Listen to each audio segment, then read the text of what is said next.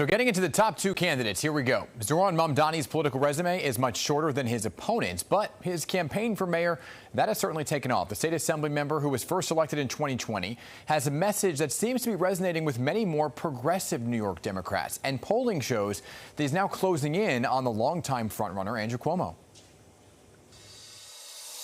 Mr. Mamdani, thank you for being here. Appreciate it. Thank you so much for having me. So I want to talk about what played out over the weekend. This past weekend, we saw civil unrest in Los Angeles, right, as protests and immigration agents clashed over these migrant arrests. Here in New York City, ICE agents have been arresting those, attending those appearing for immigration court hearings, right? It led to protesters trying to stop these ICE immigration raids, leading to the NYPD to clash with protesters, place some people under arrest. So the question to you is, what is the NYPD's role in protecting federal law enforcement as they undertake these deportation actions? You know, it was very troubling for me to see not only what's been happening here in New York City, but also what's been happening in Los Angeles, because ultimately this is a moment of authoritarianism that we're seeing play out across this country, with an administration hell-bent on fulfilling its promise to create the single largest deportation force ever in our history. And we need to ensure that our police force is not working as accomplices to that very mission. And it has been troubling to me to see the NYPD and specifically their strategic response group arresting New Yorkers, including a pastor who was observing those arrests, because what we need in this moment is to stand up for immigrant New Yorkers and for the rule of law in our city. And when we think about this, it's also an opportunity to say that we will stand up for our sanctuary city laws. You know, recently we saw the news that Kilmar, a man from Maryland, is now coming back to the United States after being in El Salvador. If the same city he was arrested in, Maryland, had had sanctuary city laws, he never would have actually been sent to El Salvador. So are you saying the NYPD should have no role in helping with these raids that are happening in Lower Manhattan? I do not believe they should be assisting ICE in these So if you were a mayor at this point in time, you would tell them to what, stand down? Yes. Okay. What would you do, I guess, if the president, we're seeing now the National Guard get involved, right? And what would you do if the president activated the New York National Guard in a move that the LA mayor says was to cause chaos, and if they entered the city to assist in federal government removals? I would be working with the governor to push back on that kind of a declaration, because historically we know that the use of the National Guard is something that is typically requested by the governor of that state, not something that is done unilaterally by the president of the country. That's a new concept. Yeah, and I've admired Governor Hochul's pushing back on Donald Trump when he puts New York City and New York State within the crosshairs of his administration. And she's shown that you can actually win far more by fighting back than through the concessionary approach we've seen from Eric Adams. Also, other big thing that's playing out at the same time that this is all going on is anti-Semitism rising here in New York City, right? According to the NYPD, 60% of the hate crimes in the first quarter of this year have targeted Jewish New Yorkers. So what is your message to a Jewish New Yorker who may be wary of your commitment to fighting anti-Semitism based on your stance on what's happening right now in Gaza? And when you look at what Mayor has done now with this new anti-Semitism hate task force, would you continue that? You know, I appreciate this question because there's been a lot of misconceptions around my position. I want to state it very clearly. Sure. There is no room for anti-Semitism in this city, in this country, or anywhere in the world.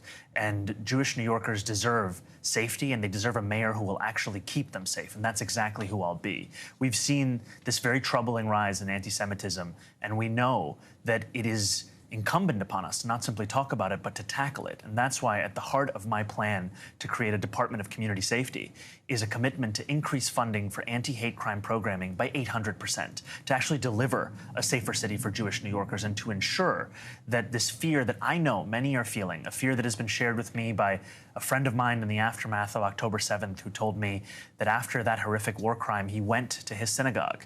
He was sitting there and he heard the door open behind him, and a chill went up his spine as he didn't know who was entering. And I just had another conversation with a Jewish man in Williamsburg who was letting me know about how he's locking the same door that for years he had always left open. So would you continue the anti-Semitism task force that the mayor just created? I would have to interrogate any of the actions by Eric Adams, because what we've seen is he's not sincerely committed to addressing the issues that he's using as a justification for so much of what he's done as the mayor. We have to ensure that they're actually delivering public safety. So on that note, Mayor Adams just signed this deal between New York City and Israel to launch this New York City Israel Economic Council to strengthen economic ties between the two. Would you consider that council? Would you continue it? I think that what we need is a mayor who is squarely focused on the affairs of New York City. So is that a no? And this is, to me, it is an attempt by Eric Adams to distract from his larger record of failing New Yorkers and to try and position himself as a leader on confronting a very real issue of anti-Semitism. And it is in many ways similar to that of Andrew Cuomo in trying to use an issue that New Yorkers deserve an actual answer to just simply score political He's points. looking for an economic tie here. So you're saying that it's a no. You would not consider politics aside of what Eric Adams is trying to do. Is it a good idea to have this partnership with Israel for the economic ties? That's not something that I would pursue. Okay, thank you very much. Let's talk about housing, because this is huge. Your housing plan includes $100 billion in public money to build 200,000 units of affordable rent homes, stabilized homes over 10 years. So it sounds great on paper, right? You've made a number of high-profile promises, though. The question is, how do you pay for it? I'm happy to discuss this. You know, my economic agenda has been one I've said from the very first day.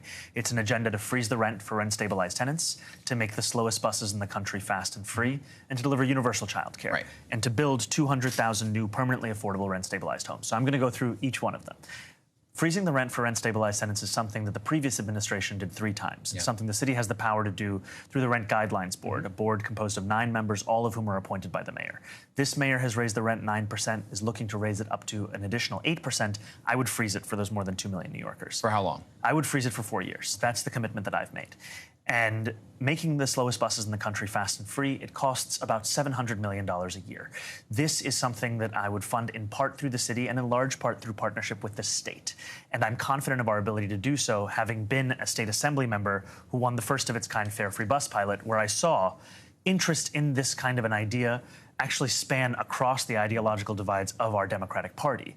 And what I've said that to fund this and to fund the delivery of universal childcare would be through 2 primary revenue streams. The first would be to match the state's top corporate tax rate of 7.25% to that of New Jersey, 11.5%.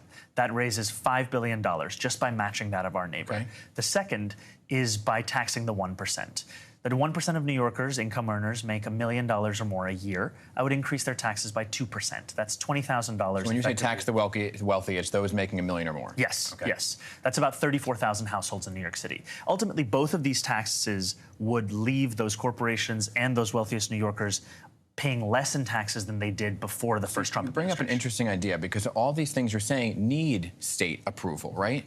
So have you talked to anybody in the state? Have you talked to Governor Hochul about some of these ideas, and is she on board with them? Because something with the state tax level, that is something that benefits Albany, not necessarily the city. What we've seen is that any mayor who has the ambition to actually match the scale of the crisis in New York City will require the partnership of the state.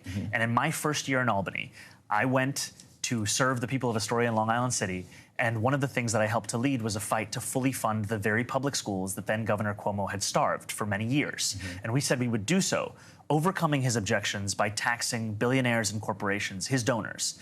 And despite him pushing back, we were able to overcome that and raise $4 billion in new taxes. So I have that experience of winning that in Albany. And what I've seen is year after year, when the Assembly and the Senate put out their vision for a budget, it includes regularly increasing taxes on those profitable corporations and the wealthiest. So have you spoken to Hochul, and does she deserve a second term? Because that would be somebody you need to work with then.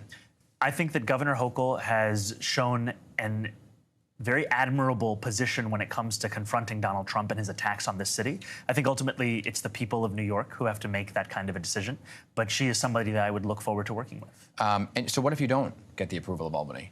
I'm confident that I would, and I'm also confident that there are far more savings to be had within a $113 billion municipal budget. Okay. Because what we've seen is that the way that Eric Adams has spent money is not one that can be justified dollar for dollar across the 160 different city agencies. You mentioned the subways and MTA, right, and buses and so on and so forth. You know, there's this whole idea of involuntary removal now, especially on the subway, to make people safer. So how aggressive would your administration be in removing people who are homeless on the system? And if you do, where would they go? Ultimately, we need to deliver a safer subway. When I speak to New Yorkers about safety in the city, they often tell me the place they feel at least is in our subway system. And I think that we have to work backwards from how do we deliver that. Every single thing we do has to be evidence-based. And involuntary confinement is something that I believe should be a last resort, and something that when we've actually studied, we found the outcomes are middling at best. What we really need to do is to deploy teams of dedicated mental health outreach workers to the 100 subway stations with the highest levels of mental health crises and homelessness, and have those teams be the ones responsible for ensuring that we bring New Yorkers out of the subways and actually give them the long-term care that they need. And where would they go? There are a wide variety of places. I'll give you one example. We have about 4,200 or so New Yorkers who are currently sleeping between our parks, our streets, and our subway stations. We have almost the same number of vacant supportive housing units. These are the very units that were built for this purpose, and yet the city's incompetence and lack of interest, frankly, in matching these two things has meant there are New Yorkers who have applied for them, who are homeless today, who have died before hearing back. So you think there's enough beds? I think that there are enough beds for us to make headway on that. I also think that we need to start to end the revolving door as it pertains to mental health crisis, where we, for example, send New Yorkers onto Rikers Island, now the single largest mental health facility in New York. 40% of incarcerated New Yorkers there have serious mental illness.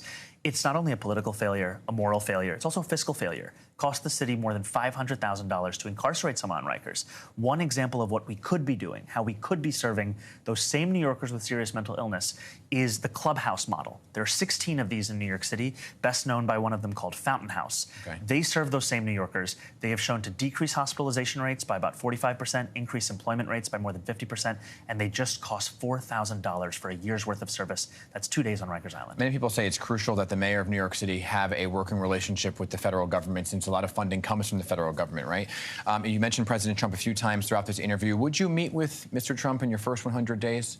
Absolutely, I would meet with President Trump, because it behooves the mayor of this city to meet with whomever and whoever could assist this city. And I will make clear to President Trump in that meeting that if he wants to put New Yorkers or this city within the crosshairs of his federal administration, I will fight him. But if he wants to actually deliver on the promise of cheaper groceries that he ran an entire presidential election on, then we are the only campaign that has a plan to deliver that through a network of municipal-owned grocery stores. Is there anything that the president has done so far that you think he's doing a good job on that you would actually like to continue and work with him on? It's hard for me to find an example of a president who is leading an authoritarian administration that is disappearing and detaining people across this country without whim. And frankly, I think we need more Democrats who are willing to stand up and fight back against this president. And we've sadly been missing that in the mayor that we have today. You know, and just basically on the Democratic Party, there's been much talk about whether or not it's fractured. And some of the things you say are anti-establishment. We only have a few seconds left here. How would you bring some of your ideas to a party that is establishment? You know, I'm extremely excited to have been endorsed by Congresswoman Alexandria Ocasio-Cortez, and she is someone who has been leading this fight within the Democratic Party to actually take on this kind of authoritarianism. And what we're seeing is that the willingness to fight, the willingness to actually stand up for the things you believe in, that is something that is popular across the Democratic Party. And I've always felt that going across this city. The words of Mayor Koch, who said, if you agree with me on 9 out of 12 issues, vote for me. 12 out of 12 see a psychiatrist. There are many New Yorkers with whom I won't have agreement on everything. But what I've heard is an appreciation that I'm actually fighting for those things and looking to make this city more affordable. All right, giving everybody equal time, so I have to leave it there. Thank you for being here. Thank you very